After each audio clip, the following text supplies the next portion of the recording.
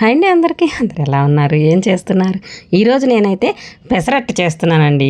మా టిఫిన్ సెంటర్లో ఎలా చేస్తామో ఆ విధంగా చేస్తున్నాను అనమాట. పెసలు 4 గంటల సేపు నానబెట్టేశానండి. ఇప్పుడు తొందరగానే నానుతున్నాయి కదా, అందుకని 4 గంటల సేపు నానబెట్టాను. నానిన తర్వాత పిండి అయితే ఈ విధంగా రెడీ చేశానండి. పెసల్లో నేను కొన్ని బియ్యం వేశాను, అంటే ఒక్క స్పూనేనండి, ఎక్కువ కాదు. అలాగే ఒక స్పూన్ అంతా పచ్చిశనగపప్పు కూడా వేసి చక్కగా నానబెట్టాను అనమాట. పిండి అయితే రెడీ అయిపోయిందండి. ఉప్పు వేసి కలిపేసి పక్కన పెట్టి ఇదిగోనండి ఉల్లిపాయలు కట్ చేస్తున్నాను అనమాట. పెసరట్లోకి ఉప్మా కావాలి కదా, అందుకని నేను ఉప్మా రెడీ చేస్తున్నాను అనమాట. ఉప్మా కోసం ఈ విధంగా కోస్తున్నాను అనమాట ఉల్లిపాయలు. మామూలుగా మనం ఉప్మా చేసుకుంటే పొడవుగా కోసుకుంటాం కదండి, ఆ విధంగా కాకుండా మనం ఇది పెసరట్టు మీద వేస్తున్నాం కాబట్టి అందుకని చక్కగా సన్నటి ముక్కలు అయితే కోసానండి. అంటే సన్నగా కట్ చేశాను అనమాట. అవి పక్కన పెట్టాను. ఆ తర్వాత మనము పెసరట్టు మీద యాడ్ చేసుకోవటం కోసము ఇలాగా బాగా సన్నగా కట్ చేస్తున్నానండి. మా టిఫిన్ సెంటర్లో అయితే పెద్ద పెద్ద చాకులు ఉంటాయండి, ఒక్క నిమిషంలో తొందరగా అయిపోతుంది అనమాట. అలా కట్ చేస్తాము. ఇదిగోనండి చక్కగా సన్నగా కట్ చేస్తున్నాను. అది పెసరట్లోకి ఏంటంటే సన్నగా కట్ చేసామనుకోండి భలే ఉంటుంది అనమాట. టేస్ట్ చాలా బాగుంటుంది. అల్లం ముక్కలు, సన్నటి ఉల్లిపాయలు, అందులోనే కొంచెం పచ్చిమిర్చి అనమాట, మరీ ఎక్కువ కాదు, కొంచెం లైట్గా కొత్తిమీర. అందుకని అన్నీ ఇలాగా రెడీ చేసేసానండి. ఈ పెసరట్లో ఏంటంటే అల్లం ఉంటేనే అసలు భలే ఉంటుందండి. అల్లం పచ్చడి కూడా బాగుంటుంది. ఇందులో అల్లం పచ్చడి, కొబ్బరి చట్నీ 2 ఉండాలన్నమాట. కాంబినేషన్ చాలా బాగుంటుంది. ఈరోజు అయితే నేను అల్లం పచ్చడి అలా ఏం చేయట్లేదండి. కొబ్బరి పచ్చడి అయితే రెడీగానే ఉంది, మన ఇంట్లో చేశాను అనమాట. అందులోనే అల్లం ముక్కలు కూడా కట్ చేసేసుకొని ఇదిగో కిచెన్లోకి వెళ్తున్నానండి. ఇంకా దోశ రెడీ చేద్దామని. ఫస్ట్ అయితే ఉప్మా చేస్తానండి. ఉప్మా చేసేసి పక్కన పెట్టుకొని అప్పుడు పెసరట్టు రెడీ చేస్తానన్నమాట. నాకు గొంతు ఇంకా రావట్లేదన్నమాట సరిగ్గా. జ్వరం తగ్గిందిలే కానీ నీరసం తగ్గలేదండి అసలు. బ్లడ్ టెస్ట్ అవన్నీ చేస్తే బ్లడ్ అసలు లేదని చెప్పారనమాట. ఒంట్లో నీరు ఎక్కువ ఉంది, బ్లడ్ లేదమ్మా అని చెప్పారు. దానికోసం మందులు రాశారనమాట, అవి వాడాలి. ఏమన్నా టాబ్లెట్లు వాడామనుకోండి ఇంకో సైడ్ ఎఫెక్ట్ ఏదో ఒకటి వస్తుంది అనమాట. అందుకని ప్రస్తుతానికి అసలు ఏమీ వాడట్లేదండి నేను. ఇంకా ఐరన్ టాబ్లెట్లు వాడాలంతే. ఏంటంటే బ్లడ్ మాత్రమే తక్కువ ఉందన్నమాట, ప్రాబ్లం అనేది ఏమీ లేదు. ఇదిగోనండి పోపు గింజలన్నీ యాడ్ చేసేస్తున్నాను. అందులోనే కొంచెం కరివేపాకండి. కరివేపాకు తెప్పించడం మర్చిపోయాను, మన చెట్టుదే ఒక రెబ్బ కోసుకొచ్చాను, అందుకే మరీ ఎక్కువ వేయట్లేదు అనమాట. ఒక రెబ్బే తీసుకొచ్చా చెట్టుది. పోపు గింజలన్నీ యాడ్ చేసిన తర్వాత అందులోనే అల్లం ముక్కలు, పచ్చిమిర్చి, అలాగే ఉల్లిపాయలండి. ఇవన్నీ చక్కగా కొంచెం ఫ్రై అవ్వాలండి, లైట్గా ఫ్రై అవ్వాలన్నమాట. మరీ ఎక్కువ కలర్ వచ్చేసిందంటే ఉప్మా కూడా కలర్ వస్తుంది అనమాట. ఎక్కువ కలర్ ఏమీ రానివ్వకుండా ఈ విధంగా ఫ్రై చేస్తున్నాను. ఫస్ట్ అయితే పచ్చిమిర్చి వేశాను, అల్లం ముక్కలు వేశాను, తర్వాత ఉల్లిపాయలు అనమాట. ఈ ఉల్లిపాయలు ఏంటంటే మనమేం పెద్ద ముక్కలు ఏం కోయలేదు కదా, తొందరగా ఫ్రై అయిపోతాయండి. ఉప్మాలో అంటే ఇలాగా దోశ మీద యాడ్ చేసుకునే ఉప్మాలో అయితే మాత్రం ఈ విధంగానే కట్ చేసుకోవాలండి. టిఫిన్ సెంటర్ వాళ్ళు కూడా ఇలాగే చేస్తారండి, పొడవుగా ఏమీ కొయ్యరు. మామూలుగా మనం ఇంట్లో ఉప్మా చేసుకుంటే పొడవుగా కట్ చేస్తాం కదా, అలా ఏం చేయరు అనమాట. ఈ విధంగా చేస్తారు. నేను పర్ఫెక్ట్గా చూపించాలి కాబట్టి నేను టిఫిన్ సెంటర్లో ఏ విధంగా అయితే చేస్తారో అదే విధంగా నేను చూపిస్తున్నాను అనమాట మీకు. మామూలుగా టిఫిన్ సెంటర్ వాళ్ళకి ఉపయోగపడుతుంది ఈ విధంగా. అలాగే ఇంట్లో కూడా మనము ఇంట్లో చేసుకుంటాం కదా పెసరట్టు, ఎప్పుడన్నా వాళ్ళకు కూడా చక్కగా ఉపయోగపడుతుంది అనమాట. అందుకని నేను క్లియర్గా చూపిస్తున్నానండి. వీడియో మాత్రం పూర్తిగా కొంచెం చూడండి, చూస్తేనే మీకు అర్థమవుతుందన్నమాట. చక్కగా కొంచెం చూసామనుకోండి, ఒకటి చూసి ఒకటి చూడకపోయేసరికి అసలు ఎలా చేసామో అర్థం కాక మీరు చేస్తే అది పర్ఫెక్ట్గా రాదనమాట. అందుకని ఈ పెసరట్టు రాని వాళ్ళు అంటూ ఉండరు అనుకోండి, కానీ కొంతమందికి తెలియకపోవచ్చు కదా, అందుకే నేను చెప్తున్నాను అనమాట, వివరంగా చెప్దామని. ఇవన్నీ ఫ్రై అయిపోయిన తర్వాత వాటర్ పోస్తున్నానండి. 1 కప్పు రవ్వ తీసుకుంటే నేను 4 కప్పుల దాకా వాటర్ పోస్తానండి. ఎందుకంటే ఉప్మా కొంచెము మనం ఇలా దోశ మీద పెసరట్టు మీద యాడ్ చేసుకోవాలంటే మాత్రం గట్టిగా ఉండకూడదండి, కొంచెం లిక్విడ్ లాగా ఉండాలన్నమాట. వాటర్ అనేది కొంచెం ఎక్కువే వేస్తాను, బాగా ఉడికిస్తానండి. అప్పుడు టేస్ట్ అయితే భలే కమ్మగా ఉంటుందండి. ఉట్టి ఉప్మా అయినా సరే ఇలా చూస్తుంటే తినబుద్ధి వేసేస్తూ ఉంటుందన్నమాట. అంత బాగుంటుంది ఉప్మా కూడా. ఉప్మా కొంతమందికి నచ్చదు కదా, కానీ చక్కగా చేసుకుంటే ఉప్మానే బాగుంటుంది అన్నిటికంటే. అంత బాగా ఉంటుంది అనమాట. కాకపోతే అన్నీ కట్ చేసుకొని పర్ఫెక్ట్గా చేయాలన్నమాట. నాకు కూడా ఉప్మా అంటే ఇష్టం ఉండదండి, కానీ పర్ఫెక్ట్గా చేసి ఉప్మా బాగుంటే మాత్రం తింటాను అనమాట నేను కూడా. లేదంటే ఊరికే అలా నీళ్ళల్లో ఇంత తాలింపు వేసేసి వాటర్ పోసేసి రవ్వ వేసేస్తారు కదా, ఆ ఉప్మా అస్సలు బాగోదండి, తినబుద్ధి కాదనమాట. నాకు చక్కగా నీట్గా చేస్తే మాత్రం ఉప్మా తినబుద్ధి అవుతుంది.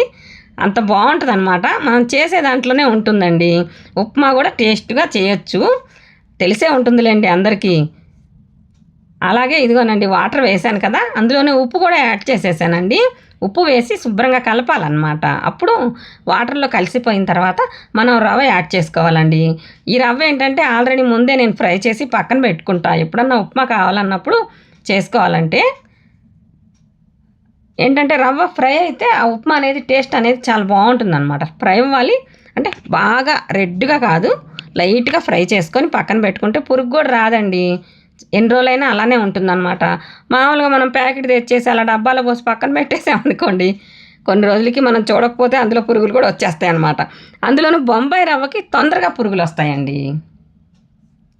అందుకని నేను ఎప్పుడైనా సరే ఫ్రై చేసి పక్కకు పెడతానమాట. భలే ఉంటుంది చక్కగా.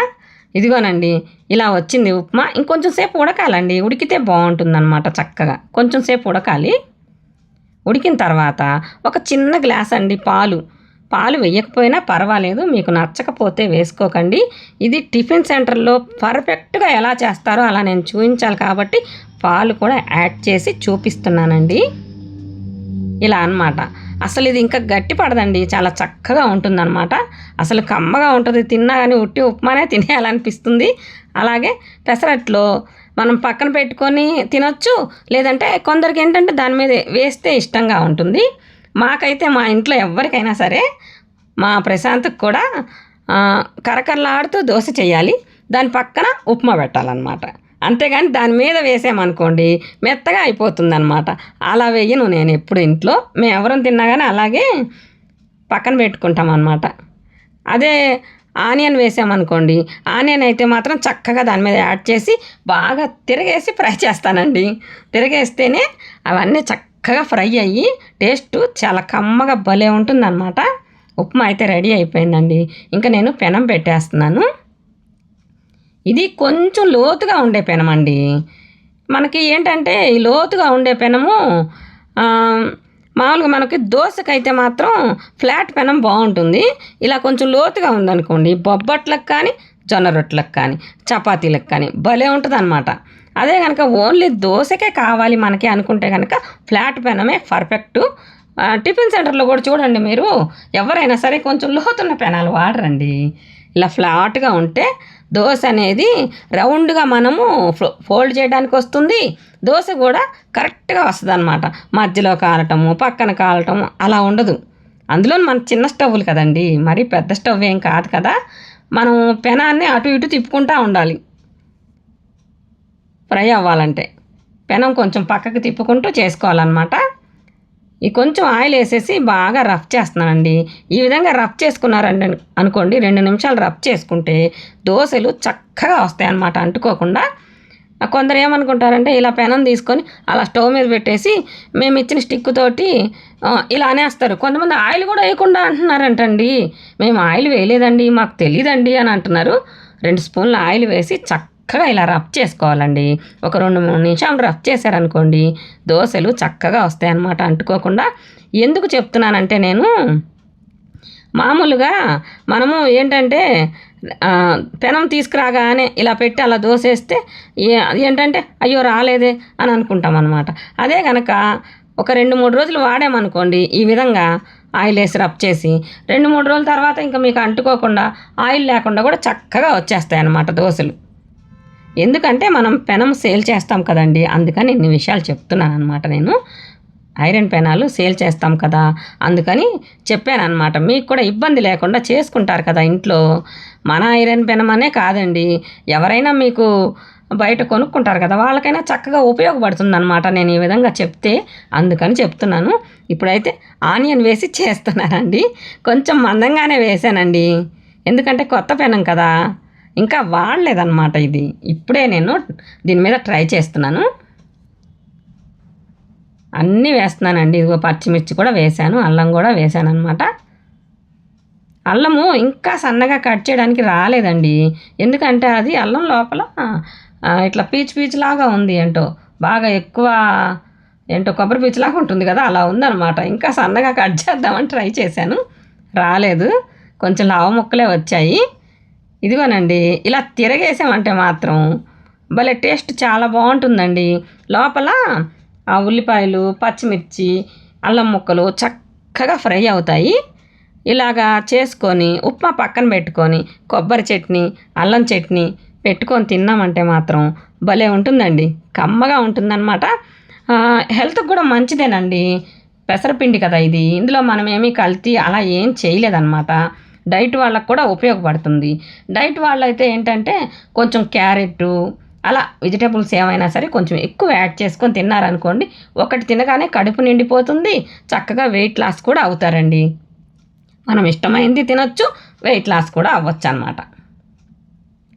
ఇదిగో ఇలా పక్కకు పెట్టేస్తున్నాను అనమాట ఉప్మా. దీని మీద అయితే ఉప్మా వేసి చేశాను దోశ. దోశ అనే వస్తుంది అనమాట. మామూలుగా దోశ అనడం అలవాటు కదా, పెసరట్టు అని అనడానికి అసలు గుర్తే ఉండదు నాకు. ఇదిగోనండి చక్కగా వచ్చాయన్నమాట. పిండి కూడా 10 నిమిషాలు నానబెట్టానండి. కొంచెం సేపు ఒక 5 నిమిషాలు నానబెట్టామంటే మాత్రం పెసరట్లు చక్కగా వస్తాయండి. బాయ్ అండి, ఉంటానండి. ఇంకో మంచి వీడియోతో మళ్ళీ కలుద్దామండి.